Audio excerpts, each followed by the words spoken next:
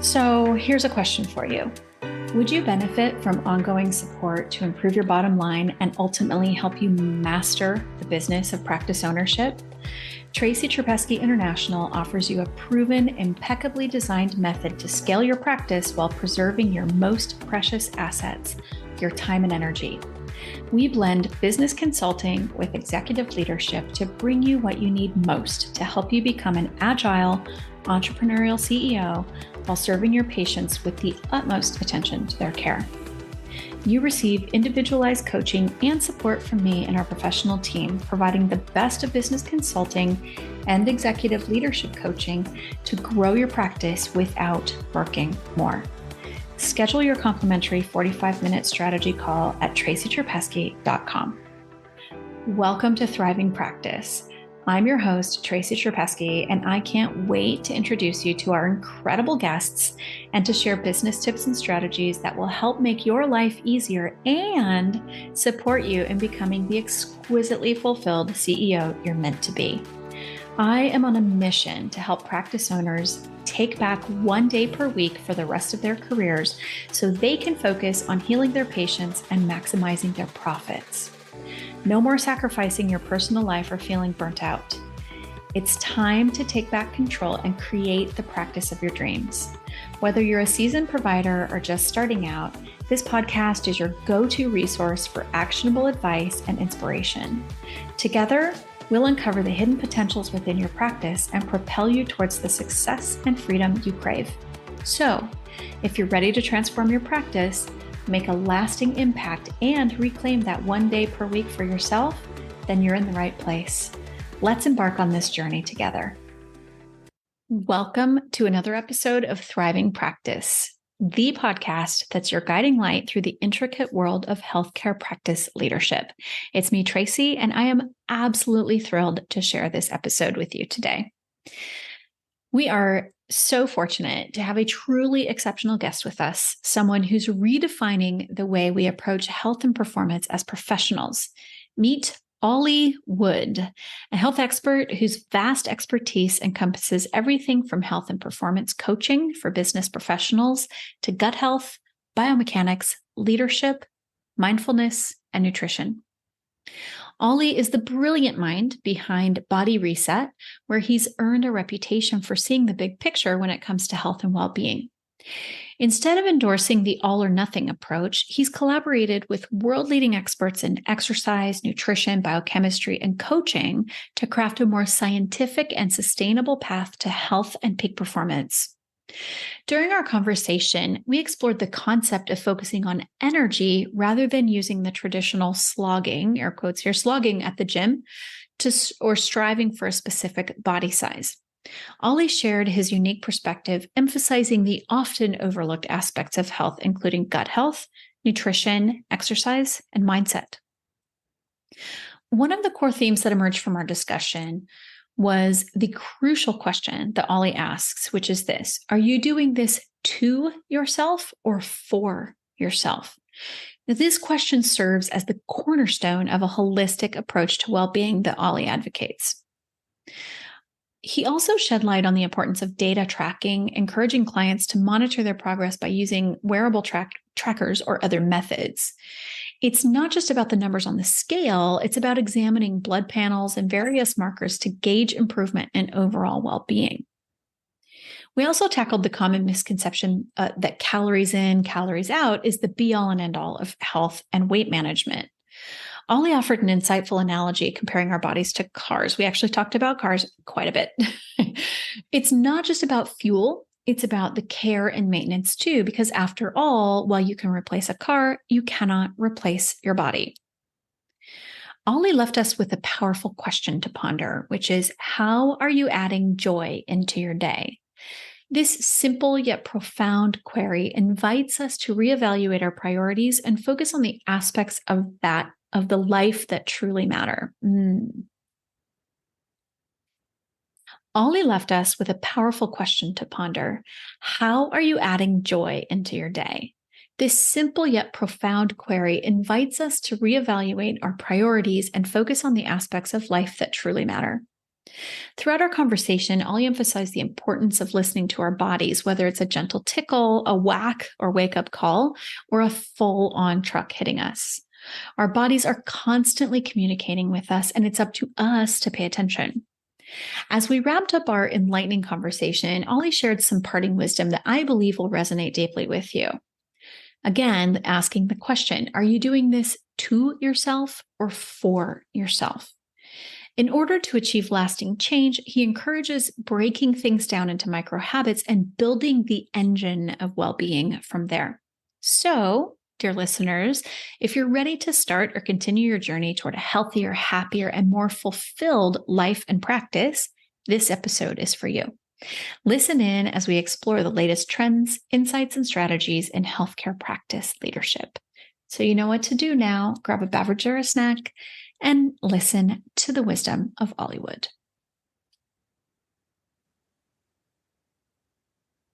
Olly, it is so good to have you on the show. Thank you for coming today. Yeah, thanks, Tracy. It's really good to be here. Well, I'm really excited to share just everything that we've just been talking about and dive in. But before we do, everybody's going to want to know, where are you right now in the world? Yeah, so I'm down in Wellington, New Zealand, which is New Zealand, not Australia. So that's where I'm based. And I think we've worked out about 15 hours behind, but it actually works out easier to talk to people in the US because we're kind of closer, or like further away hours wise, but closer to actually talking hours. Yeah, as I was telling you, it's really hard for me to coordinate sometimes with people in Australia just because the time difference isn't quite enough, right? It needs to be a little bit less or a little bit more in order for us to be able to make it work where we're not, middle of the night talking. So I'm so glad that it's morning for you tomorrow and it's afternoon today for me. You're in tomorrow. Well, I'm really excited to share with our listeners what you do. So I think probably a great place to start would be tell us about your company and what you do. And then I think we can take it from there. Yeah, so for my company is kind of being a morph over time into a sort of expansion into the areas that we feel most people aren't addressing. And I think for me, I actually started off in much more of a personal training background. So it was very much exercise and how do I focus on maximizing the 30, 40, or 60 minutes that they're spending in a gym. And I think over time that became a natural awareness to how little I was actually looking at in regards to the bigger picture, right? If you're walking through with that level of stress and inflammation and just lack of awareness of your own body, then slogging yourself in the gym or sweating and working hard and all these things become simply more stress to the body rather than necessarily helpful. So where we've got to now, we run a company called Body Reset, and it's very much a collection of experts in more of the natural health space. So being more the gut health and nutrition, being more the exercise, muscle contraction and movement, and then of course that psychological and really supporting more of the mindset, the awareness of regulating the nervous system and what we may have control over that can really assist in managing stress, having awareness of sleep routines, that sort of thing, so that we can actually get your body back on your side. So a big discussion there, and I'm sure everyone on this call has heard this before with the classic diets or boot camps, is we're kind of putting more stress on the body and we're forcing it to change in a very short amount of time, which means we're not really developing anything that's really going to solidify, roots in the ground to hold this happening long term. So our approach is built around, health first, rather than just trying to drop body fat quickly or force the body to change, and just considering some of those other variables so that the humans become healthier, happier humans rather than just smaller humans. I love that. Become healthier, happier rather than just becoming small. I may have said something derogatory about the diet industry earlier today. And a lot of it had to do with shrinking, right? With shrinking ourselves. So I love this concept of like, we don't really have a whole lot if we don't have our health. And if we can optimize our health and these are my words, this may not be how you word it, but like set the conditions for the body to heal itself and enter its optimal health, so much can open up. And I think, one of the things that intrigued me about what you do and made me want to have you on the show is to like share with our listeners that connection is imperative. And if we're not taking excellent care of ourselves, our business, and with respect to our listeners, your patients will suffer and will not get the full benefit of all the awesomeness that one can bring to the table when they're optimized. And so I'm really interested to hear about, your approach, and maybe even if you have a success story that you want to share with us. I think that would be helpful too, because it can feel overwhelming, as we were saying, in the green rooms. Like, it can feel overwhelming to think, okay, so nutrition, exercise, mindset, psychology, reducing stress. These are all things that we're told all the time, right? And no shade to doctors. We go to the doctor and they're like, eat better, exercise more, reduce your stress. And then comes the how. This is where, I believe that you and your team come in. So tell us a little bit about that. Like, what is it like working with these? So you work mostly with people in their 40s and 50s, like professionals, and then people who might be in like the diabetic or pre-diabetic space. Is that correct? Yeah. So both of those areas, I think, there's so many things we can dive into there. But the first part is, in the regards to shrinking, right? Like, most people, when they get into the sort of health and wellness space, it's going to be more of a, I need to drop body fat, right? But as you said, with shrinking, I think that's a good use of the word, is we start looking at, well, what are we actually shrinking? In a lot of cases, we're shrinking our metabolism, we're shrinking our ability to burn fat long term, and all of those health markers that go with it. And for us, we do a lot of work alongside doctors in regards to like what's happening with their blood panels, and how do we make sure that we're getting this person to be healthier rather than just shrinking, right? And that, I'm sure many of you have seen that before, where people have gone through some new weird and wacky diet and their liver markers have shot, or their thyroid markers are all over show, whatever it might be, because they constantly dip and dive with their intake and the stress levels and all these other areas that come into, right? So I think just making people more aware of the overall systemic stresses on the body that something like that is doing, and then having a discussion around the anchors that we can put in place to make sure that your body, one, changes and it feels like it's happening with you rather than forcing your body to change and you feel like you're constantly battling it. So that relationship, that discussion, I think, is a really good one to have. So talking through more the mental health and the regulating nervous system, and just being able to manage some version of routine that allows that to be for you rather than against you, I think, is a fantastic place to start. And I think all of you listening to this call, you'll focus on your patients right away, but this is very much for you as well, which is, are you doing it for you or to you, right? And I think just having that discussion of, as a business owner, and busy professionals are very much the target market we work with every day. And I think that discussion of, we focus so much on the immediate important stuff in front of us that it becomes so easy to just throw health off the list for today, right? And when, I haven't gone through a medical practice, but I'm aware of how often that becomes a long night or a skipped meals or another boost of caffeine. That's all that accumulated stress on your body, right? And the reason we work with our clients in that mid 40s, 50s space is you're really getting to a point where things aren't responding like they used to. And when you were studying back in your 20s, well, you were made of rubber and magic, right? So getting to the point now of things are feeling a little bit more tired, a little bit more run down, and that self-care routine does actually play a bigger role.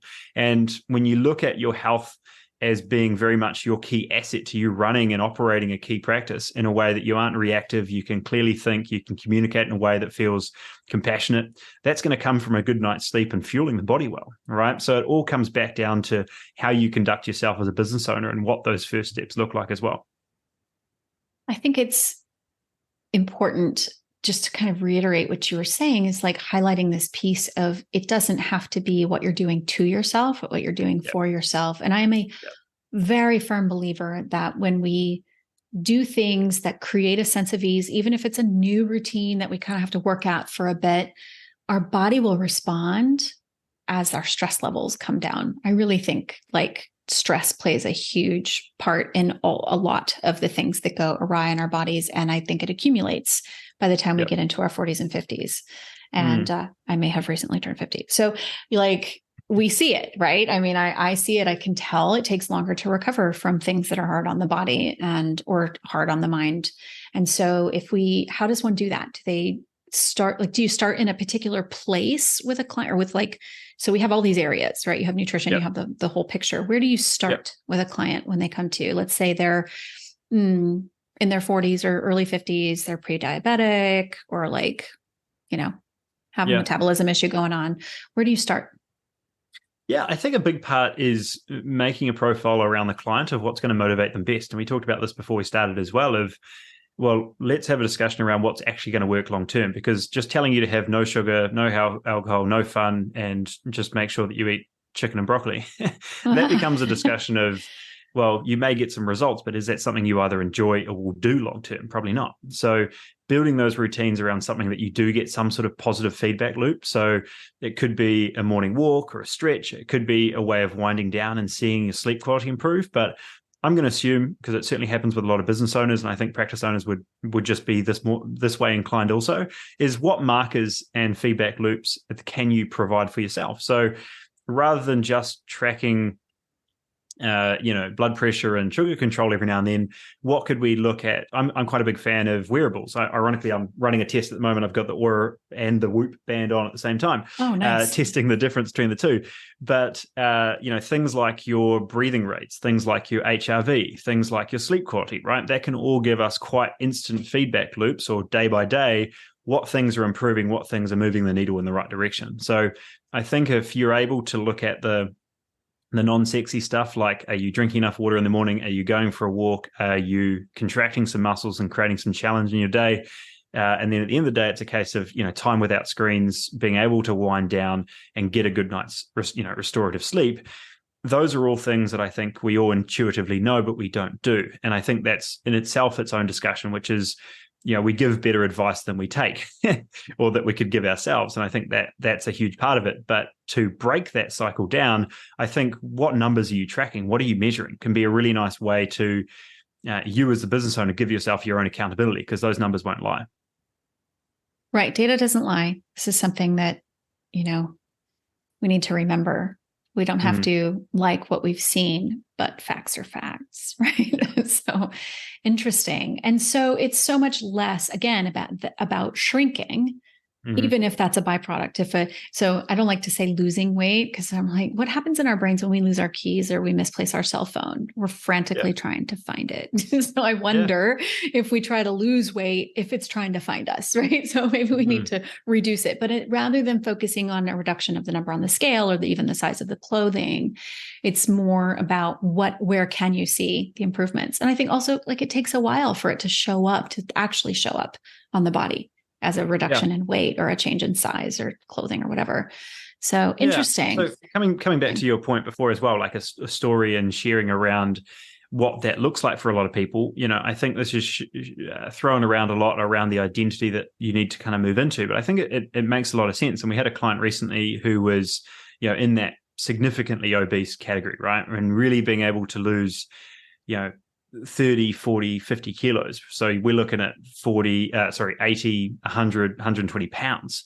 This really becomes a space where that doesn't just become what you eat for breakfast, right? Like, that's very much an identity shift of, like, who and how you perceive yourself, and then what you do to conduct yourself in that day. And I think this comes back to an earlier point of how we're able to start with health before the diets, or even instead of.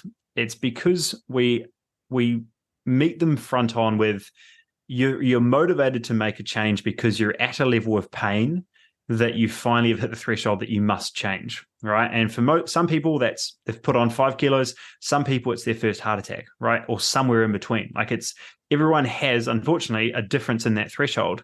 And that means that some people leave it quite late. And we use quite regularly the tickle, the whack, or the truck, right? The tickle is I've been working a little hard lately and I've got this bit of a tweak in my lower back that's annoying me.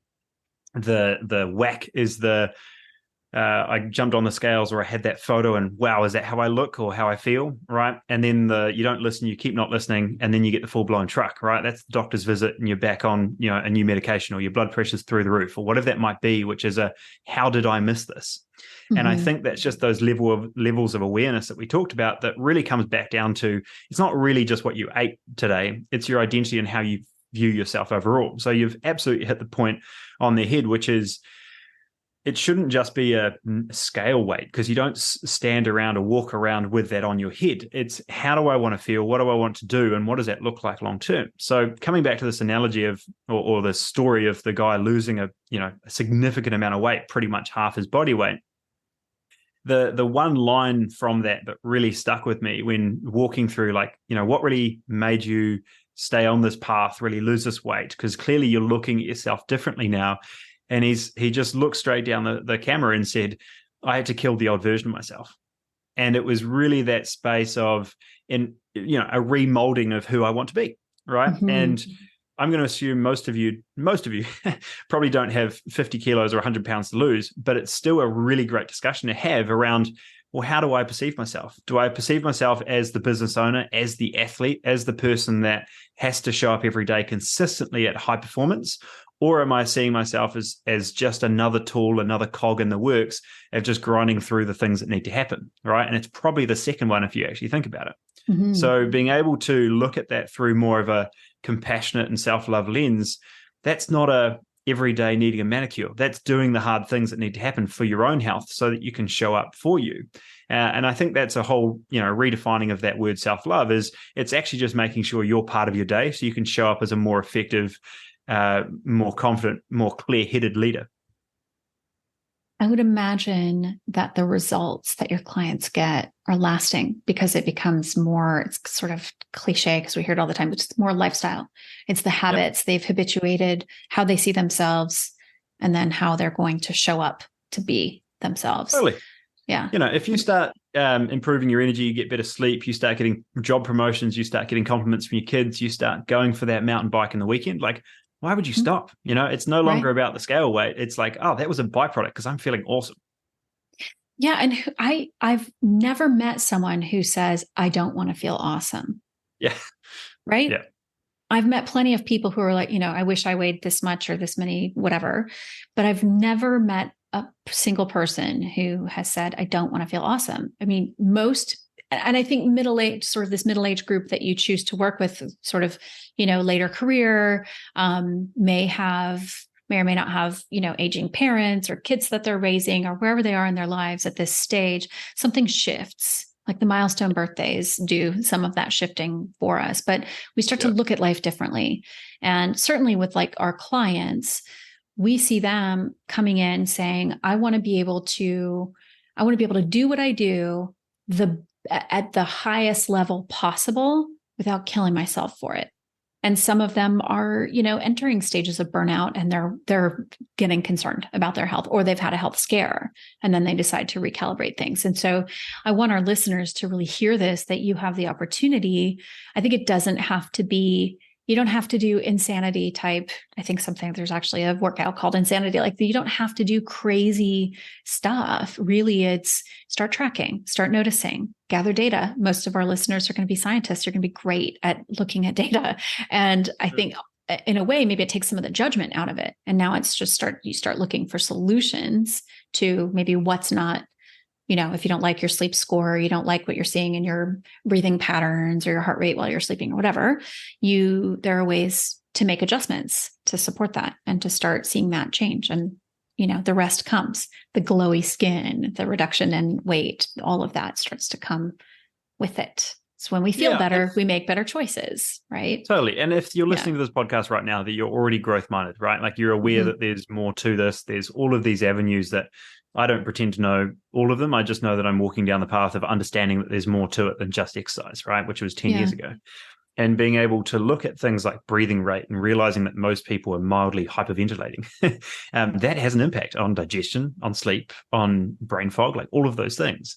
But, coming back to that point of somewhere in your mid 40s and 50s, something shifts about how you look at life. And this discussion I've had with plenty of clients, where what we're really doing is we're extending time horizons. And I think it's a really beautiful discussion to have because and this is why I love talking to business owners as well, because it ties in so closely to how they look at business, how they look at money, how they look at growth, all of these areas of what that new really or potentially redefining of success actually looks like, because time horizons change, right? And it's no longer how much did I make this week or this month or whatever. It's a case of, well, what's this business really doing? Where is it heading? How are we leading? What do people think about us potentially? And what part do I play in this, right? What does this look like after me, right? All of those discussions become longer time horizons. And when you're looking at that through your own personal health as well, you stop looking at the 4-week diet, and you start looking at how do I feel and look at 70 and 80. And I know that there are anchors that, I can apply today or not that make a significant difference to how I feel in 20, 30 years. And if I'm going to have more of a proactive approach, more of a growth-minded aspect of that, I understand that a lot of the actions I have today are probably unhelpful to what that looks like in 20 years that I can actually control. I think this is something that, again, like you mentioned, our listeners can, and I don't like to should on people, but I'm going to now, ought to, look at taking on for themselves. But also, I'm not saying that every provider needs to be offering all this advice or creating programs for their patients or anything, but even just listening to this and looking at it a little bit differently. It's not just calories in, calories out, particularly for people in middle age. Like a lot of times it's inflammation, different things going on. It has nothing to do with maybe it's what they're eating, but how much they're eating, right? It's not necessarily calories so much as it is how the body is taking in the nutrients. To hear this and maybe do a little investigating to help your patients kind of grab hold of their own health and well-being as well, and be a little bit more informed, because everything that we've been taught, unless we've been doing more holistic investigation and looking at what happens with nutrition, has been just X number of calories in, X number of calories out, you're good to go. And maybe that's good. As you were saying, we're made of rubber and magic in our 20s. That's hilarious. I've never heard that, but it's true, right? I mean, we ate cookies and ramen in university, right? Like probably drank too much alcohol. Like that's just what we did. And somehow we managed, most of us, to have a healthy weight and not mess up our bodies completely. But that's not the same as we get older. Yeah. And just on that point as well, like a saying that's really stuck with me is, if you think it's all about calories in, calories out, you're 90% right and 100% wrong. And it becomes a really great discussion to have around what you've just said, right? Which is, I could confidently tell you that at least 60% of our women clients are not eating enough and they need to drop body fat, right? So already we're having a discussion of like, hang on, what part of this equation isn't working anymore? Because they're malnourished, they're not eating enough protein, they're not having enough to actually function and fire on a day-to-day basis, right? So it's this building the engine discussion that we're trying to have around building back an actual metabolism that's going to be helpful. And I talk about it, getting the Prius engine to get back to the Mustang or back to the Ferrari, like getting back to actually having enough cylinders to burn off the body fat you're working with, like nourishing, supporting, and fueling rather than starving. And if people have been doing that for 20 years, just another diet and going into a deficit is not going to be your version of success long term. I think that's really interesting.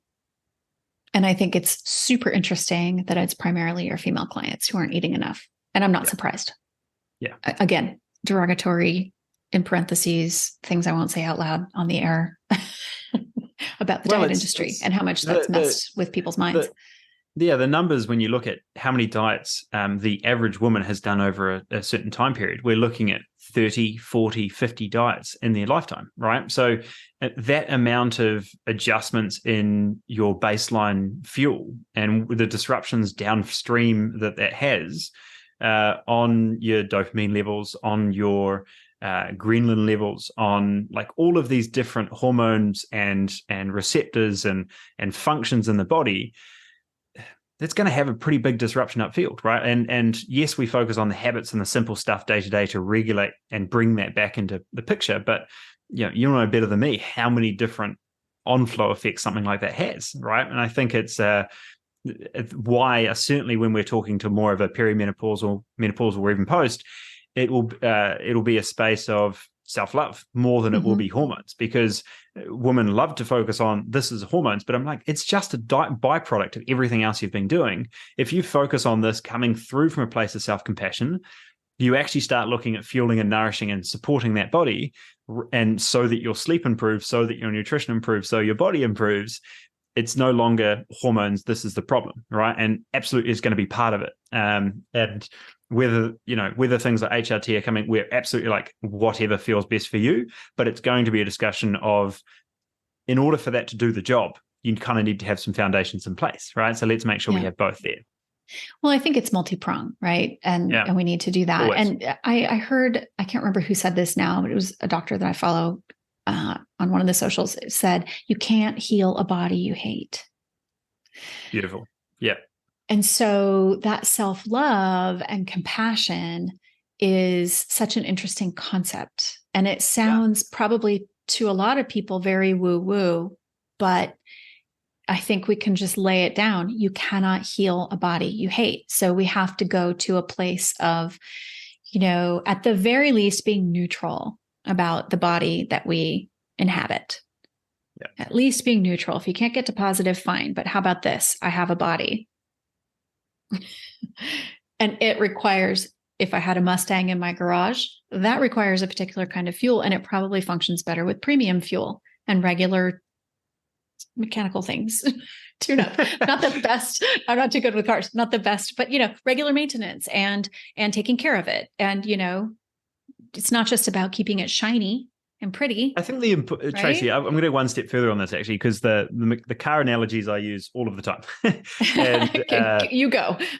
But the biggest part of that whole analogy, you nailed it. I'm not going to improve it, but I think the biggest part of that analogy is the Mustang in the garage can be bought, sold, or replaced. You can't.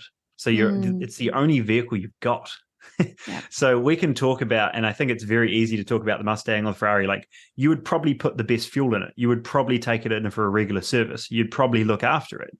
Yep. But it's still a car that can be replaced. You can't, right? And I think just having that discussion, and I think this very much comes back to the business owner, the practice owner, the health provider. You put so much energy into the stuff you do, helping the people you do, working with the team you have, keeping this whole thing functioning and firing. As soon as you're not there, all the things you stress about, you care about, you worry about, get put in a bucket and given to somebody else, right?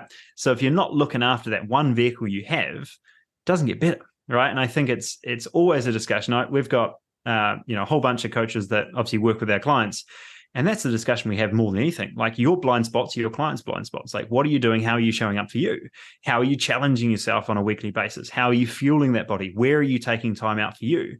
And these are all things easier said than done, because there's always another client meeting. There's always another request. But where are you anchoring that time like it is another meeting?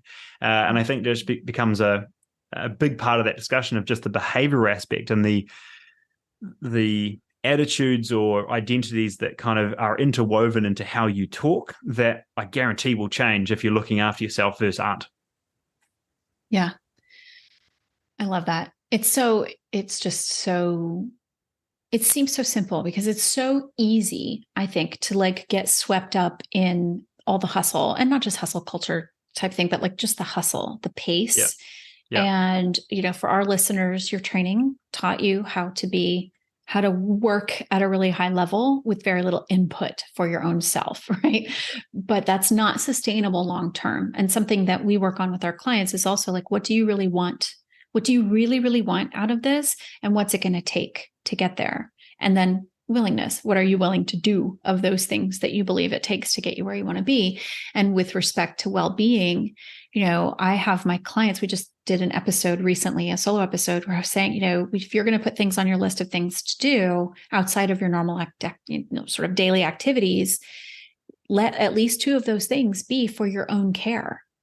And put it on your calendar like it's an appointment for something else, because you would never, no-show an important appointment without extenuating circumstances. So why are we not showing up for ourselves?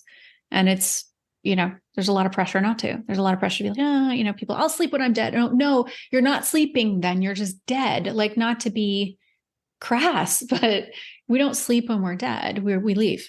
We're gone. So we need to sleep to restore as part of the cycle. And we need to take care of ourselves. So I think it's great to reiterate that, right? You don't get to replace this body. We don't get to. Yeah. And I think it is one of those things where as health professionals, we're in different avenues of the same industry, right? Which is healing and helping people in whatever way we can. And I think if you can get a level of passion around what you do on a day-to-day basis, then you're already in the 1%.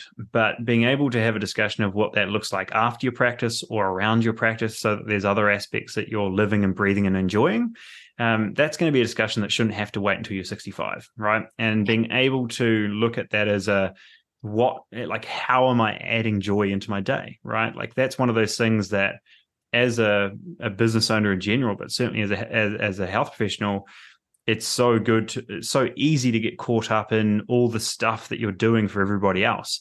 And it's the classic oxygen mask, right? Like you're putting it on everyone else before you're looking after yourself. And I think at some point that does hit you in your face. And if it is a mid 40s, 50s discussion, that's probably where you're starting to see the body feel a little bit different. And I've worked with tons of doctors, right? So getting an awareness, and we work alongside them every single week, right? So being able to have that discussion of just putting yourself in your client's shoes for a second. They've done this study a couple of times now, and it's a fascinating space to really dive into that maybe you can apply, is if someone was to put you and your family in a particular scenario, get rid of all the names, you didn't know who that person was talking about, and you were to give them advice based on the scenario that was given, you'd probably give really good advice, right? But when that was turned around and put back on like, hey, this is you, do you follow through on your own advice? Well, no. And I think it really becomes a space of doing the stuff that needs to be done, rather than just falling into the easier option, which sometimes is still the harder option, right? Sometimes it's easier to continue working rather than get off your bum and go for a walk, right? That's what self-care is doing the harder thing needs to be done that isn't.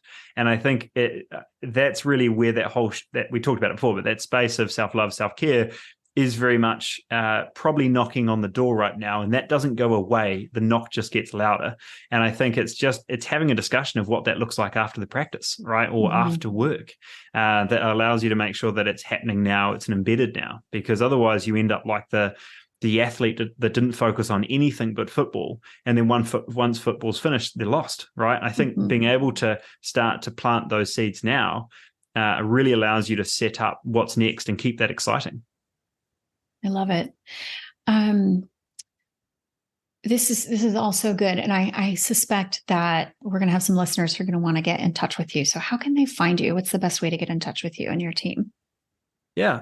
Hey, if you've joined this far through the discussion, I'm really glad that hopefully parts of this are resonated for you. The best way is to reach out to us. I think bodyreset.online is our main website. We've got a bunch of materials or trainings in there that I think would be really relevant. And if you do want to find a way to intertwine the medical practice with some of these healthy habits that you can actually install with your own clients, even recommend to clients that allow that to be an assistance alongside certain recommendations that you're giving. We've got a free 5-day challenge, both male and female, that could be a really easy place to start to give you an awareness of, okay, what does this look like? What are some things that, in 5 minutes I can give a client that, or a patient in your instance, something to really chew on that's only going to benefit them alongside the prescriptions or suggestions that I'm giving. So I think that'd be a fantastic place to go, just bodyreset.online. And if you want to follow us on socials, I think just searching Body Reset or Olly Wood, so Hollywood without the H for all the Americans, very easy to find us on social media to go through anything deeper there as well. Awesome. We'll provide links in the show notes, so you should be able to just click and get where you need to be. Wonderful. Well, do you have any parting wisdom that you'd like to share with us, like something that you just really want people to know? I think it's what we mentioned before. It's like, are you doing this to you or for you? And I think it just changes your whole perspective on what you do first.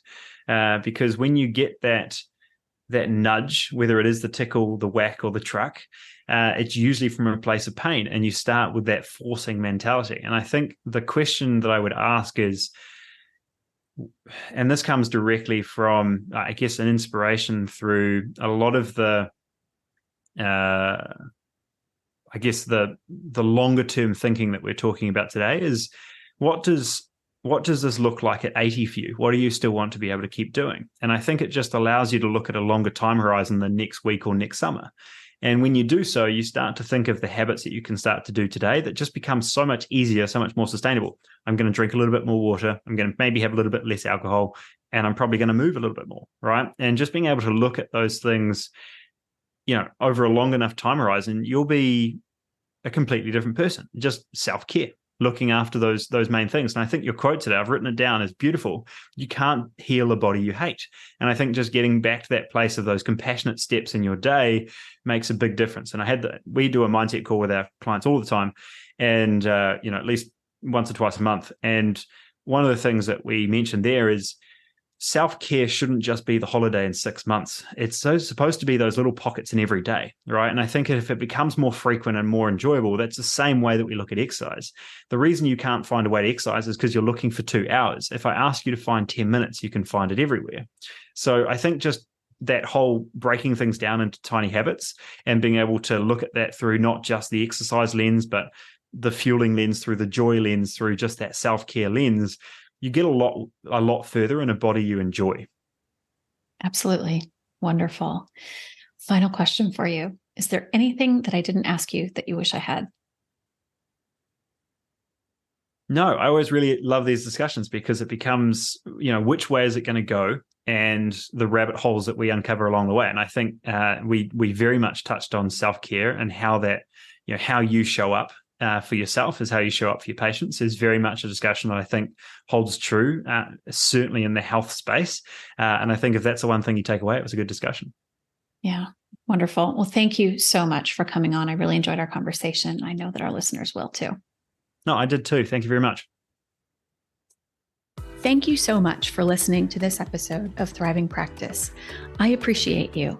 And I have an ask. If you got value from this show, make sure to share it. You can give a shout out on social media or tell your friends and colleagues about it. You can also subscribe so you never miss a show. To learn more about how we work with practice owners to help them take back their time, head over to tracytrupesky.com. While you're there, sign up for our newsletter, which has tips and tools for your practice success. A special thanks to our incredible team, and thanks to you, our dear listener, for sharing the gift of your time and attention. I wish you so much success as you continue to move forward in your day. If I can be a resource to you, let's schedule a time to talk. You can find the scheduling link on our website.